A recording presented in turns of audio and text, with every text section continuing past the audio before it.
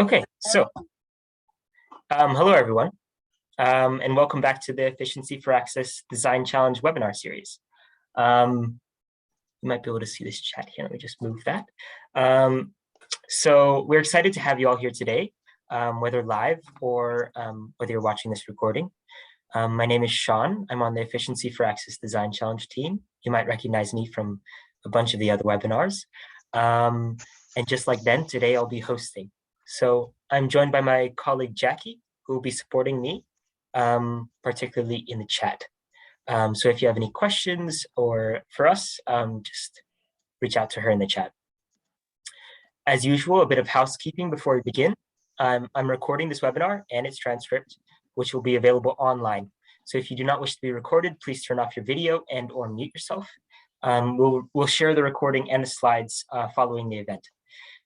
Today we'll be hearing from 3 speakers. So while they're speaking, please mute yourself to avoid any distractions. However, we encourage you to turn on both your mic and video for our Q&A portion of the event. If you have questions during the Q&A period, please use the hand raising function. I think you can find that at the bottom of your screen, and we'll call upon you. Additionally, the chat will be open to questions and comments from our audience throughout the event, and they can be sent in anonymously to Jackie or to everyone. I encourage our speakers to participate there in there as well. If you have any additional resources or just want to engage with the students, please feel free. Following the event, to the students, please feel free to engage and discuss with your fellow participants in the related CrowdSolve post. We might be posting some additional resources there. You can ask us any questions. It's great to get a discussion started. And remember, this year's webinars are organized around the different elements of the assessment criteria. So everything covered today, you'll have to address in your design process. So I encourage you all to ask questions of our panelists while you have their attention. They're a wonderful resource to have here. Today's session is our second in our series on innovation. Specifically, our question highlighted here found in the challenge brief. It's about considering cost in your design, how to evaluate the cost of your design, particularly important for any of you considering applying for a prototyping fund or already done so, and the methods by which you can reduce production costs. And the question from our challenge brief is found here. We'll be hosting a separate section on the affordability and accessibility of appliances. So this session is really focused on production costs rather than the final price for the consumer. And that is in our separate section of the assessment criteria. So here, the webinar's agenda is here. We only have about an hour for today's session, and we'll be hearing from 3 speakers, followed by a Q&A and a few things to close up shop. So without further ado, let me introduce you to our speakers. First up, we have Robin Day. Robin has nearly 45 years of experience of innovative design, technical development, cost-effective manufacturing in aerospace, competitive motorcycle, automobile design, TV sports broadcast, and most recently in the energy-saving LED lighting industry. He is recognized as one of the most reputable designers of highly efficient LED lighting systems in the world, and is specialized in the energy savings aspects of this technology for the last 12 years. Most recently, his work has taken him towards renewable energy storage systems, using solar and wind generation to provide electrical energy for storage batteries. He's currently the founder and technical director of Ebetri Ltd. Next, we'll be hearing from Douglas K. Baguma. Douglas has over 7 years experience working in the renewable energy industry, majorly focused on solar energy. He is an internationally trained renewable energy engineer with a bachelor's degree in civil and environmental engineering, a postgraduate diploma in business administration, with further business training at Kellogg School of Management as an exchange fellow. Douglas is currently the managing director at Innovex that is transforming the distribution of off-grid energy systems and equipment using IoT digital tools. Finally, we'll be hearing from Nidhi Pant. Nidhi is the co-founder of S4S Technologies, a near farm gate food processing platform that converts farm losses into value-added products for the food and beverage industry by training landless women farmers to become micro-entrepreneurs. Nidhi has been featured in Forbes 30 Under 30 Asia and was a Unilever Young Entrepreneur 2019 awardee, among several other awards. I usually take up a lot of time in our introduction, so I don't want to do that today. I'll pass it straight on to Robin, if you're happy to go ahead. I understand you're not using any slides today, Robin, so I'll just stop sharing my screen so we can all see your face. Okay. It's good morning, everybody, and I guess good afternoon and good evening in some cases. People will be dotted around all over the world. I'm looking at a great long list of names here.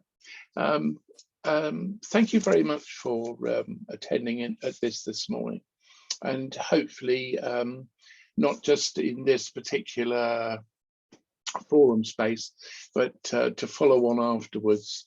I guess via Jackie or however the communications, the post-meeting communication systems work, that we can communicate with you separately.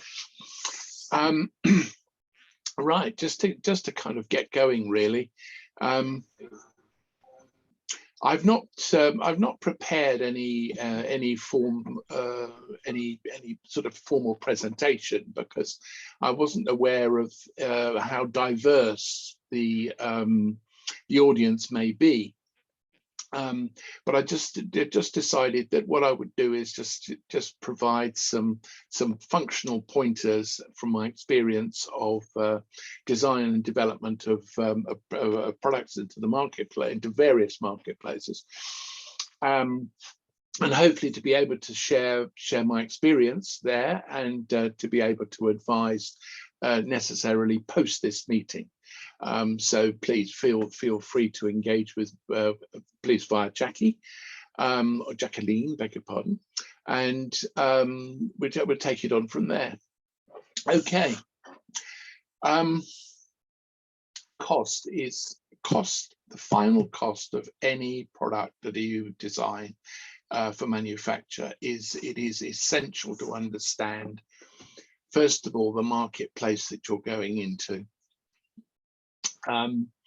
It's a primary part of the business model, ultimately, of understanding where you're going to go.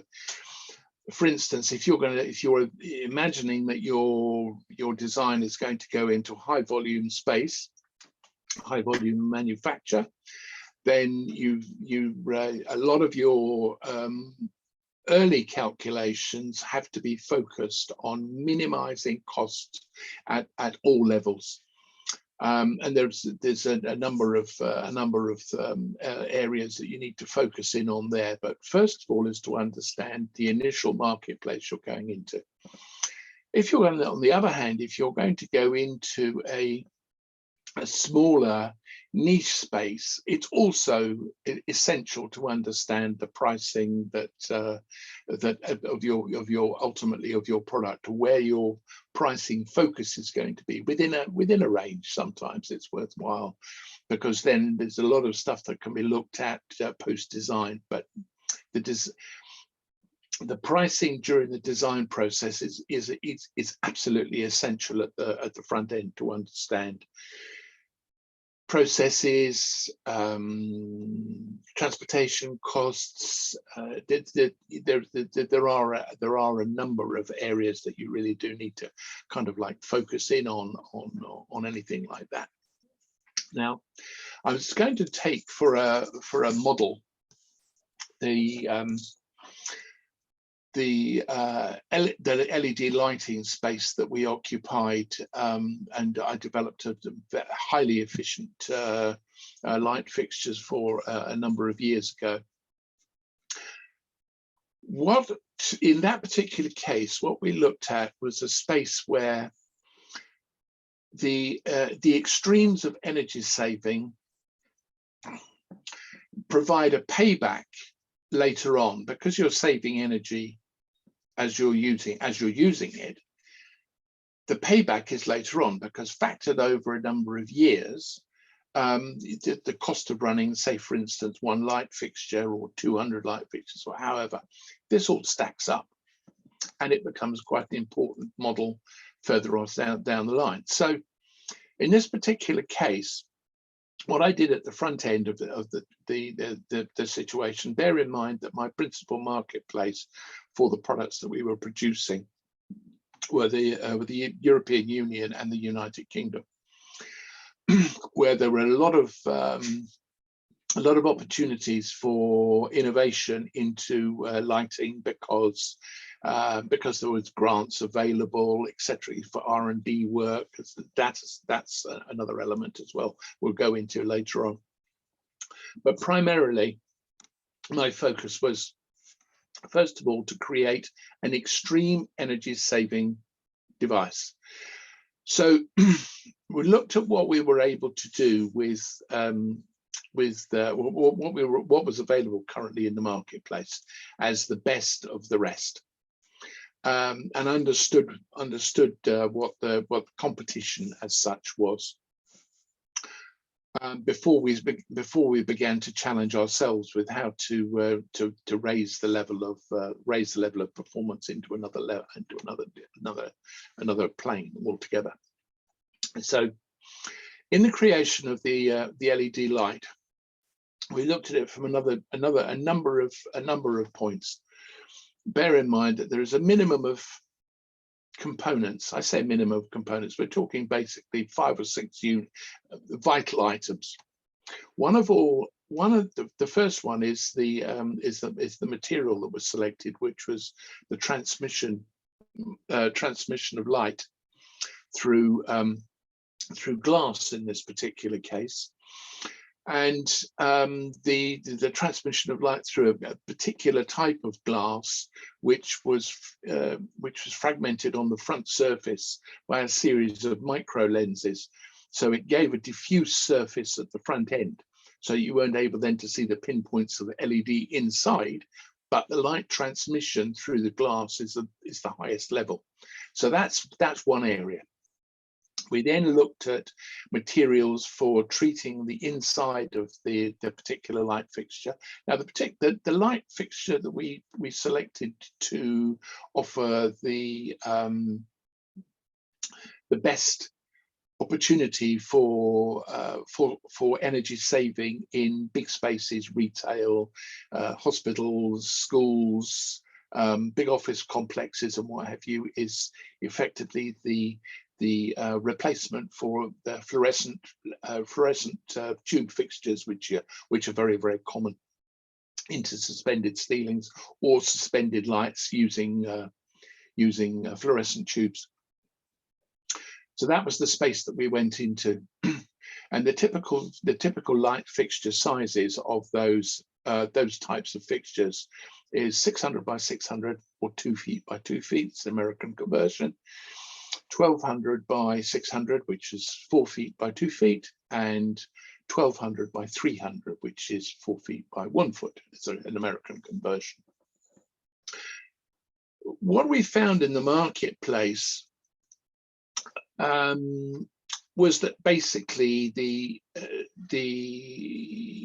way that the LED our opponents had developed their LED was to actually drive the LEDs quite hard, which gave them quite a short period of life,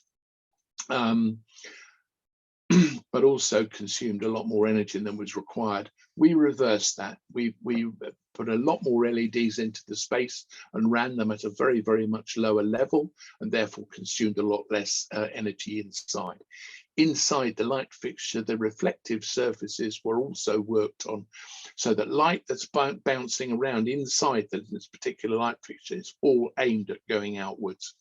That way you're transmitting the light outwards at an extreme level. So ultimately, our competitors at the time were working out at around about 124 lumens a watt. Now, that's a simple calculation in lighting. It's the number of lumens that's being generated by the light fixture, or the light as an output, versus the amount of energy wattage that's consumed in the development of the light. We were hitting 170, 175 in our designs, which straight away put us then into a niche segment. So this is one of the models where the niche segment became immediately apparent to us, and therefore we could then begin to target our cost process it into the niche numbers rather than in the high volume numbers, which were the sub level, if you like, in what is supposed to be an area of energy saving. This niche slot there gave us a very, very big advantage in the marketplace, which has currently been now run out in schools across the UK and Europe, hospitals. Quality of light was another essential element, but that way we also developed over a period of time. Then we were able to reduce the cost slightly because the volume that we were producing went higher. But the key to it all ultimately is looking at what you're trying to achieve in the marketplace. What's the area of focus, and what innovation can you bring to raise your technology into the space and become competitive in that space. I'm then open now to questions. Obviously that's later on in the process, but hopefully my outline of the development and the factoring in the cost as a key analysis point all the way through, I hope that's become quite clear. If not, then please let's pick up on it at a later point. I'll hand back to Sean or Sean and go to the next speaker, I guess. Thank you. Thanks, Robin. That's great to hear, like the full process of a design. I think that's really helpful for the students when they're working through their own, to start considering it at each point. And yes, if you have any questions, please bring them up with Robin in the Q&A portion. We'll have time for that. I think Robin kept it exactly the time, which is perfect. Can everyone see the slides again? Yeah. Okay. So thank you, Robin. Next up, we have Douglas. So Douglas, would you like to take it away? I think you're sharing slides, so just tell me when you'd like me to change them, and I'll go ahead with that. Oh, thank you, Sean. Yes, good morning, good afternoon, everyone. I'm Douglas. I lead the team at Innovex, and happy to share our experience on how we think about product costs. Next slide, please. So a bit about Innovex. Innovex is facilitating the transition of solar energy from being a product to a service. It's well known that Africa, sub-Saharan Africa, still holds 99% of the world's population without access to electricity. And solar is a huge solution for this today, but it's not reaching these Africans fast enough. And Innovex, we are here to help solar companies use digital tools so that they can scale in a sustainable way. And next slide, please. So what we essentially do, we build what you would call smart meters. So this is a product we call Remote. It consists of a smart meter and a web portal that is hosted in the cloud. And all this is actually made in-house by us. And how we think about product costs, or if you had to think about the cost that would go into developing a product, I would say that the four main areas that you need to look into, of course, one is the cost of the goods. So cost of the goods is how much are you actually going to spend to buy the materials that will help you make this product. Still, you need to think about the distribution costs. Majorly at design stage, you will need to think about how your product is going to be distributed. If you have a really huge product, big in size, that is very hard to package, it will become very expensive to distribute this product. If you're designing your product, for a market where you need to ship it by air, it's very important to think about how it will get your customers after it has been shipped. Three is sales and advertising costs. This is also something you need to think about still at design stage. And lastly, I would talk about the running costs. Interestingly, running costs are probably one of the most important that you need to consider at design stage. You've had terms such as lifetime costs of a product. These are terms they're using to compare electric cars, to the fuel cars. How much will you spend, owning and maintaining an electric car over 10 years? So it's not just the cost of making this car today, but what is going to be the cost of maintaining it. I mean, for the normal combustion engine cars, you hear of costs of changing engine oil, changing the brakes. So you need to think about all these costs, and they're very important before you put a product on the market, or even before you start prototyping. You consider what the running costs are going to look like. So in my presentation, I might focus a lot on hardware, but there's also the software products. I believe the context is mostly students trying to develop hardware solutions. Then in designing a product, so design actually determines 50% of the cost of the product. So it's very important that you put a lot of time into designing a product. You may well know that it takes years, to bring certain products from, idea to the market. And the medical industry, being the winner on this, it can take up to 15 years to bring a product from, idea to the market. For energy, it's relatively easy because not a lot is at stake as compared to the medical industry. So you probably have a year, 2 years from ideating, prototyping to actually putting the product to the market. So design determines 50% of what this cost could be. And if you compare that to quality, interestingly, quality just has an addition of about 5%. So when you look at the design process, you are going to be identifying a problem. You try to come up with an idea to solve a problem. So it's at refining the solution that my presentation is going to focus. And next slide, please.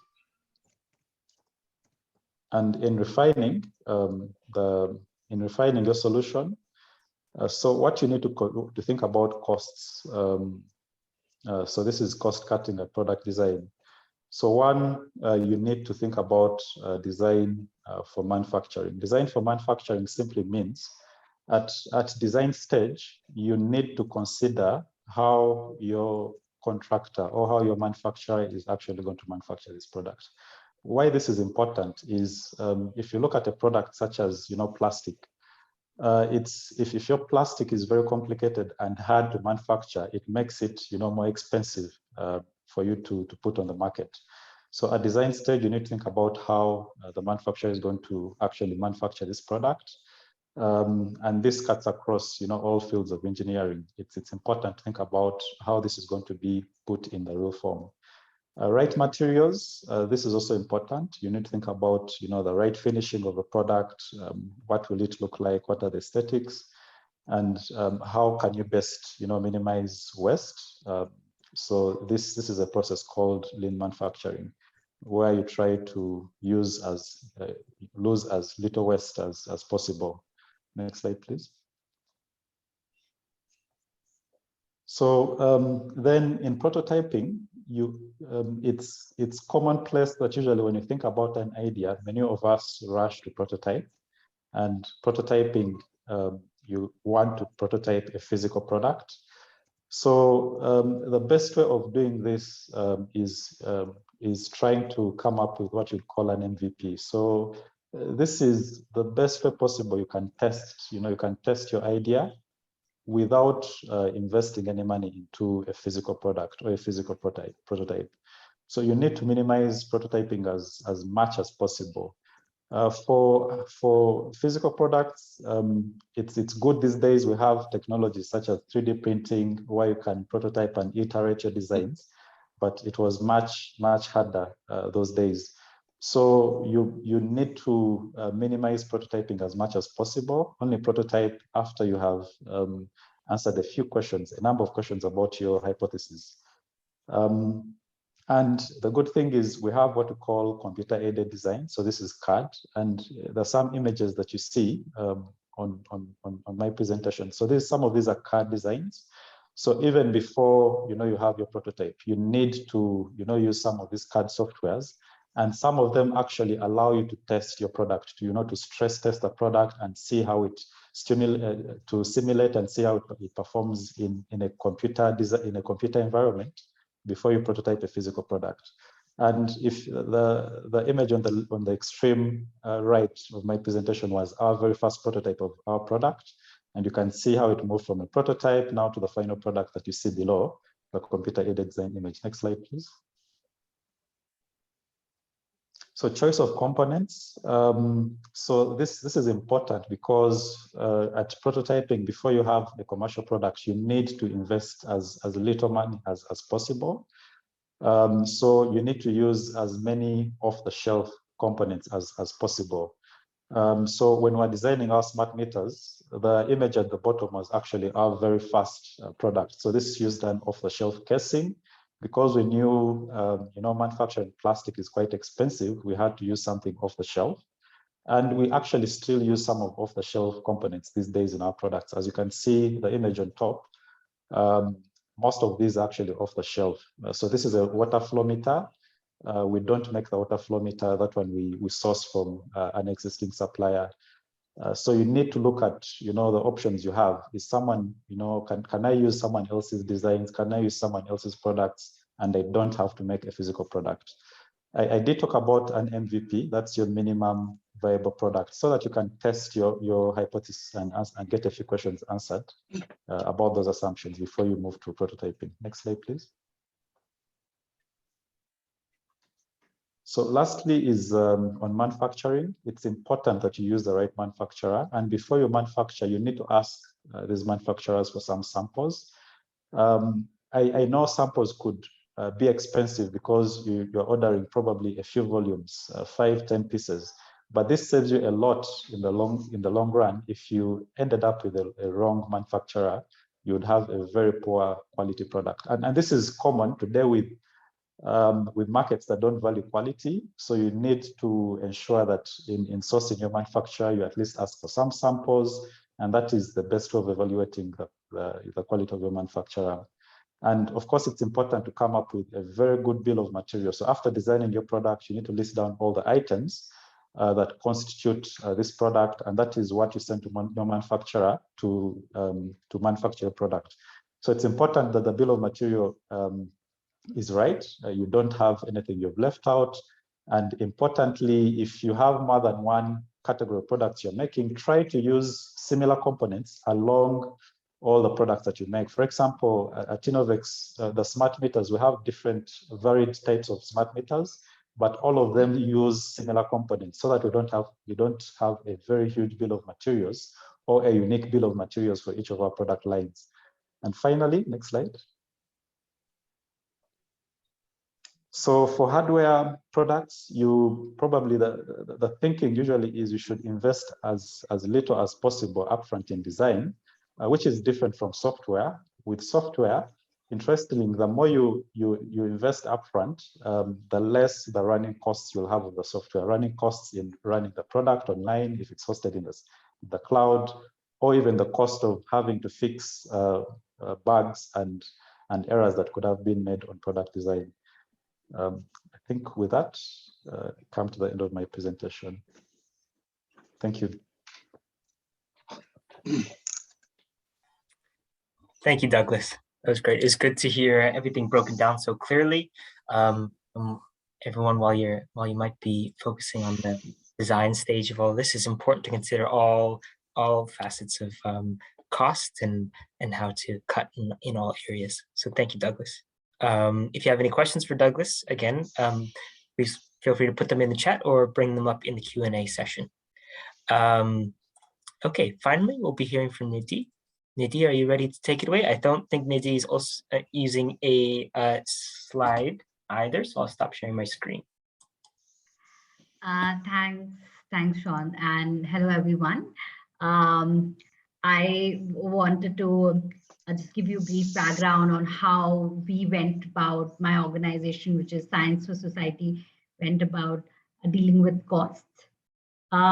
First thing and foremost that we do at an idea stage or a prototype stage is to benchmark.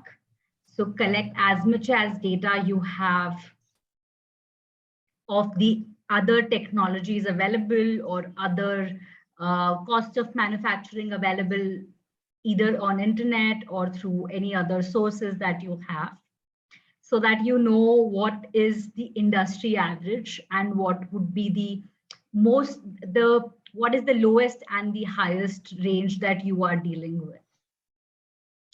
So for us, we manufacture solar powered food processing equipments for the farmers. As we started deploying our products on field with the farmers, we realized that a very heavy intensive process, a product will not work for, or a very sturdy, we require a sturdy equipment, but we don't want to over engineer it. So because it is not something that that matters to our end customer, for them affordability is equally important. And that's when, after benchmarking it with other dryers, we tried to calibrate both the capex costs as well as the opex costs. So as much as your capex is important, which is your first time cost that is required to build an equipment or any product, it's also important to benchmark what would be your operating cost. So to operate that equipment every day with the least amount, with the highest efficiency and the least amount of energy, what would that cost per kg be? And then try to optimize that. A lot of times what we've seen is that though we are able to optimize on capex, but it ends up increasing your opex. So at the end of the day, your net costs that you're incurring will remain the same, and it is not something that you are able to control. That was the first part, that have as much as benchmarking possible for both capex per kg, whatever your unit is, capex, as well as operating costs, so that you know what your trade-off is. Second is also important to know that all these needs to be customer centric. That what is the life cycle that the customer is looking at.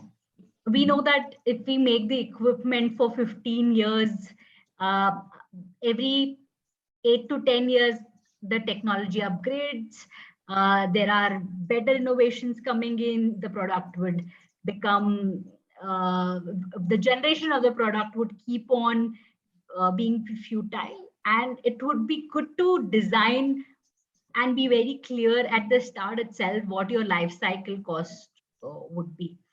So whether it is from the perspective of environment, whether it is from the perspective of end user, it is good to understand in years that for how many years you need to make a product, because that will determine your raw material costing. So as much as your innovation so innovation is a process innovation, I'm assuming that you are doing, and also has a layer of design innovation if that is. It would be good to know the life cycle cost and try to see what is the midway that you arrive by optimizing your capex, opex, and also life cycle that you require. And all of that will then determine what your raw material costing should be. So we call it COGS of COGS. So COGS is your cost of good that you're producing, and the cost of that. So if I today produce a food processing equipment or any equipment that is made using aluminum or steel or any raw material, which in itself has a global implication if the price keeps on varying. So during COVID, the prices of all the raw materials started becoming really high. So it is important to be mindful whether what your raw COGS of COGS is, so that so you know that if anything changes, any variable changes, what is going to be its impact on your current cost. Second, and the most important thing in your costing is sometimes also understanding that how can you actually break it into pieces and not have like only one thing for serving the entire purpose. So just giving you an example. Say today I want to remove water from my produce. I can do it with one single equipment doing all the work, or I can do it in two different equipments, which is primary and secondary, that would help you divide your cost. So a lot of times if you see it's an engineering problem and a design problem also, that you are trying to build too many layers, and the same equipment is trying to solve for everything. Though it's a great thing that you are trying to fit everything in one. We are trying to be more adaptive. It's going up in the generations, but at the same time, the challenge also is that always increases costs, because then the cost is not of the process or the equipment to deliver the outcome. It becomes a function of also the usability that you are trying to create for the end user, which could also be one of your innovations, but the base, the base, which is the outcome, is what you want to test at a prototyping stage. So try to keep it as simple as possible. Try to not have too many things that you have to engineer for or design for. That could just, or you want, like, you're having a design innovation where you want the legs to be in a different way. That would always increase your cost. And the third and the most important part of it is that be open on using different type of materials. So or don't look at innovation or reducing costs just through engineering or through prototyping, but also through material changes. What effect would it have on the whole process? So yeah, these are some of our understandings. First is to know the raw material price changes, then to also know the life cycle cost and benchmark it with capex and opex per kg. See if the equipment is not too over-engineered. You don't want it to be frugal, but at the same time, you don't want it to be also too complex for it to, that you are wasting all your money just in, like, better designing of everything. Yes, it is important for you to get the right design, but at different stages, it should be your priority, because here maybe you're just testing for something else. But if your innovation is a design innovation, then you should definitely focus on getting the design right. And the last and the most important would be to be open to different sort of materials that can actually help you bring down the costs. So there could be a process innovation, a product innovation, design innovation, and also just what you use as materials, that innovation that will help you reduce your OPEX, operating costs. So these are some of the experiences that I would want to share from my organization that we track, and can take any questions if you all have. Thank you very much, Nidhi. It's great to hear, and it's a good. I don't think we heard a lot about balancing the reduction in cost and improving innovation and trying to balance the two. So it's great to hear that as well. And I think people will have questions for you as well. So let me just pass on to the Q&A portion. Let me just share my screen briefly. Does anybody have any questions early on? I see we have one in the chat. We can keep going. Anybody feel free to turn on your mics and videos and get engaged here. Thank yous to all the speakers. Great presentations. Looking forward to the questions. I think the first one goes to Douglas, asking what your motivation regarding Africa is. And I guess that's asking why you're focusing your work in Africa. I think the quick answer would be, well, Africa is home. And definitely we are out of admiration of how far other continents have gone. It's the sole reason why we first of all focus on Africa, and it's where the problem that Innovex addresses is occurring at the moment. So it's home, and we, as a team of highly passionate Africans, we are challenged by how far or how much work needs to be done. Yeah. Thank you, Douglas. Great to highlight your team as well. I think this is to Nidhi. We have another question in our chat from Stephen. In your presentation, you use the word CAPEX. Could you please elaborate on this? What the term means? Yes, I'm sorry for using, I was not being very mindful. Capital cost, that is that to make an equipment, what is the first time cost that you would incur? That would be your capital cost. So if say you have a water purifier, if it is for say $100, your one-time cost would be $100. And then if you want to clean it, you want to operate it every time, there's some cost associated. So that is your operating cost. That could be the cost of the electricity that it is plugged in, for the water to be purified. So that would be your operating cost. And that was OPEX, right, Nidhi? Yeah. Yes. Okay. Okay. Okay, great. Another question from Venan. The greatest challenge with innovation and design is funding. How did you go around that? Robin, would you like to take that one? Yeah, funding is always a challenge.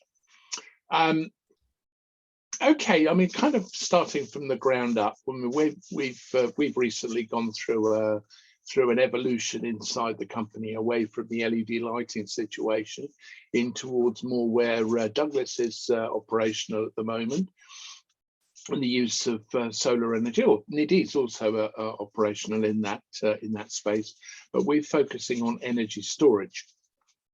And our first challenge was going to be funding, not just funding for R&D, but funding then for manufacturing base, etc., etc., etc. So the way we looked at developing the project in terms of the funding process was to create a business model based on what we were developing, what was our vision, what was the technology innovations we were bringing forward, where it would specifically suit the marketplace, and then went out to secure venture capital or grants, because there are a number of grant options available for in certain countries. I'm afraid it's not necessarily fully the space, unfortunately, but in the UK we have a very progressive system here, which is about encouraging innovation, because innovation then is creative and brings and adds to the export process. So the government is very, very active on grants. So very simply, create a business model which shows why you're different and why your product is special into the space. It's an ideal thing, a very typical PowerPoint presentations.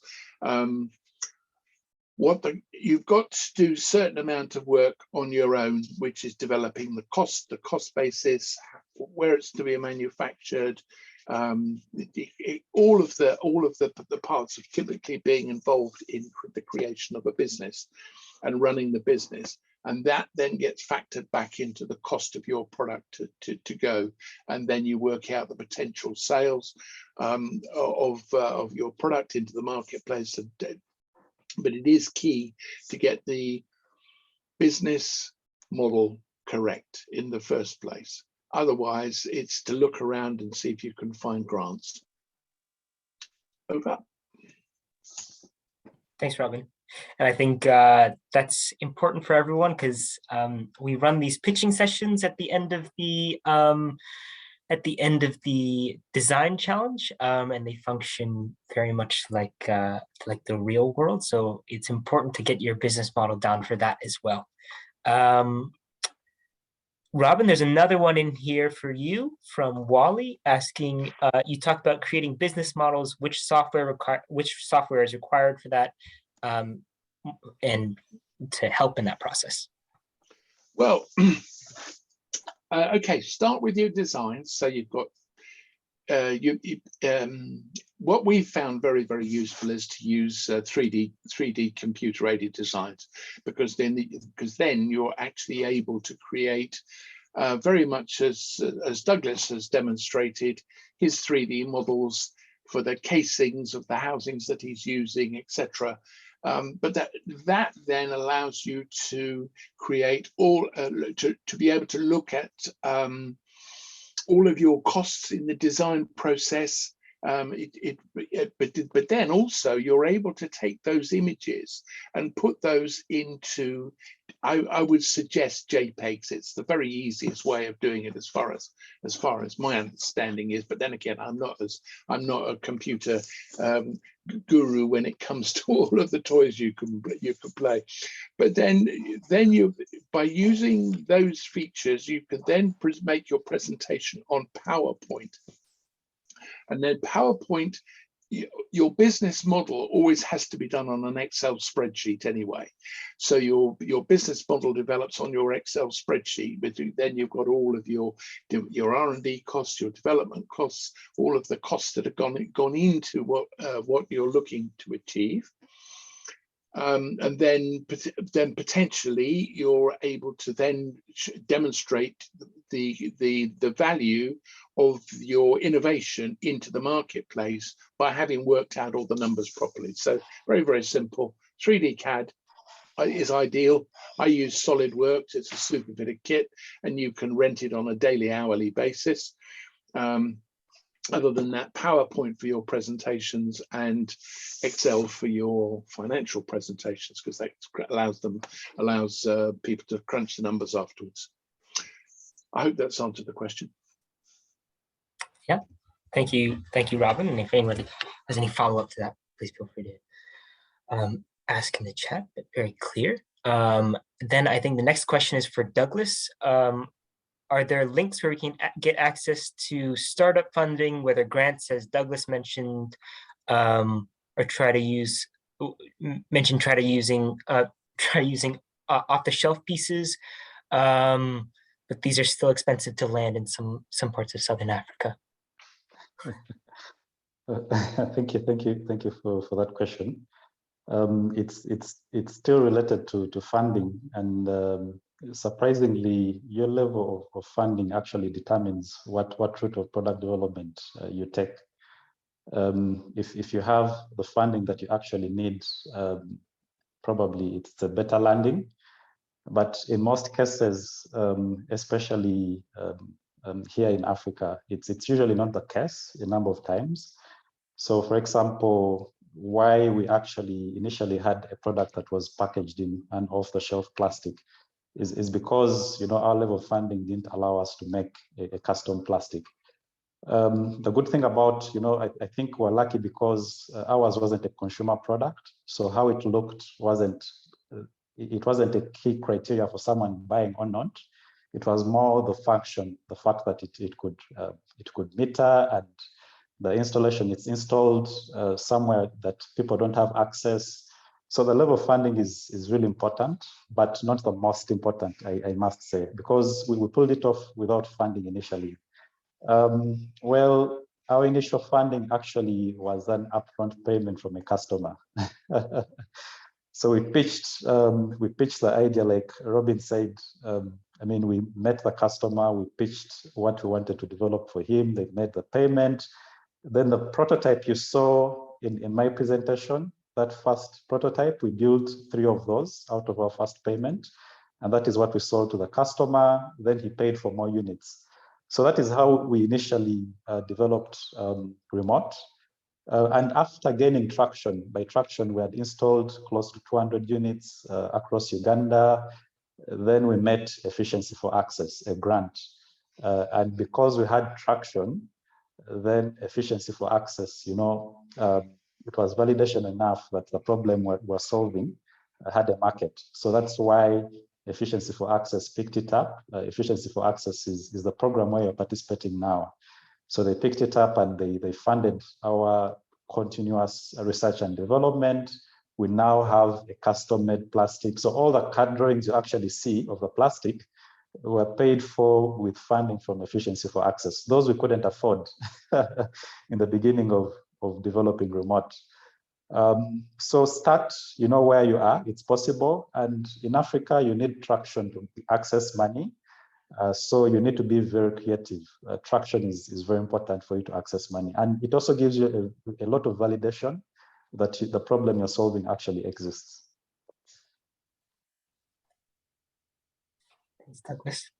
And just to remind everyone, there is, you can apply for prototype funding through the Efficiency for Access Design Challenge. So feel free to get your prototypes kickstarted through there.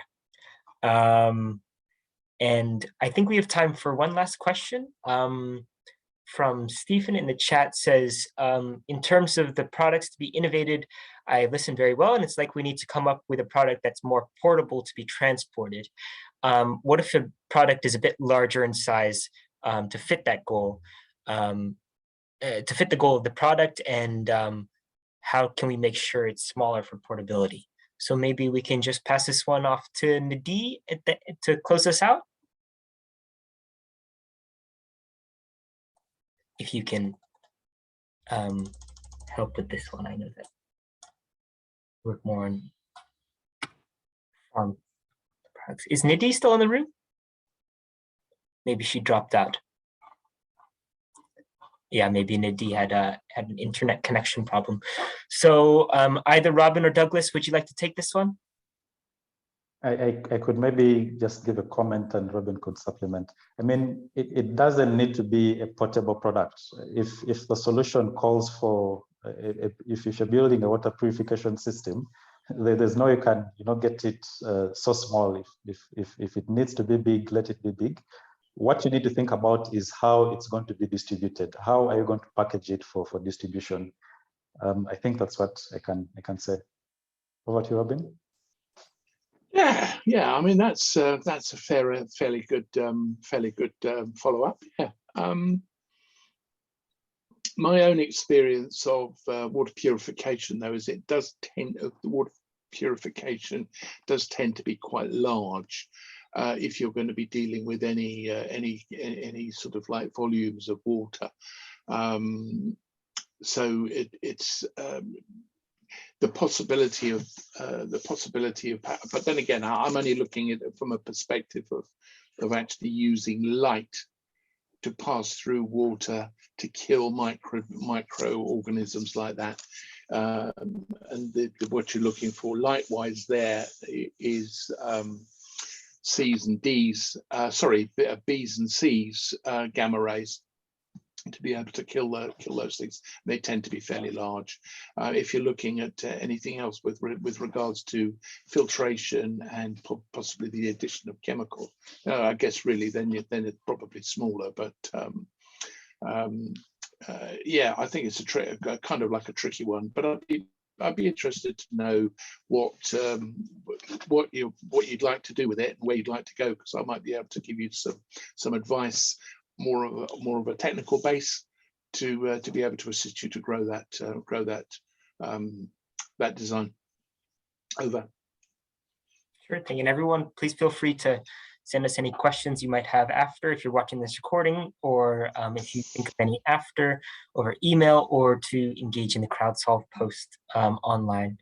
So thank you to everyone. Thank you to the speakers for sharing your expertise in those questions. And before we go, I'd just like to ask everyone to complete this short feedback survey. There's a QR code on the screen, so if you want to scan that. Otherwise, the link is at the bottom of the screen and in the chat.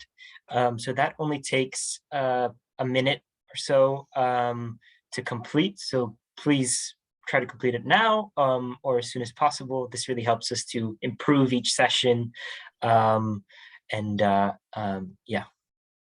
improve with each iteration. Finally, we have this newsletter sign up. So this is important if you want to keep up with any news relating to the design challenge, any upcoming webinars, some stories that are coming out of the challenge. And yeah, it's just a great piece of copy for everyone to read.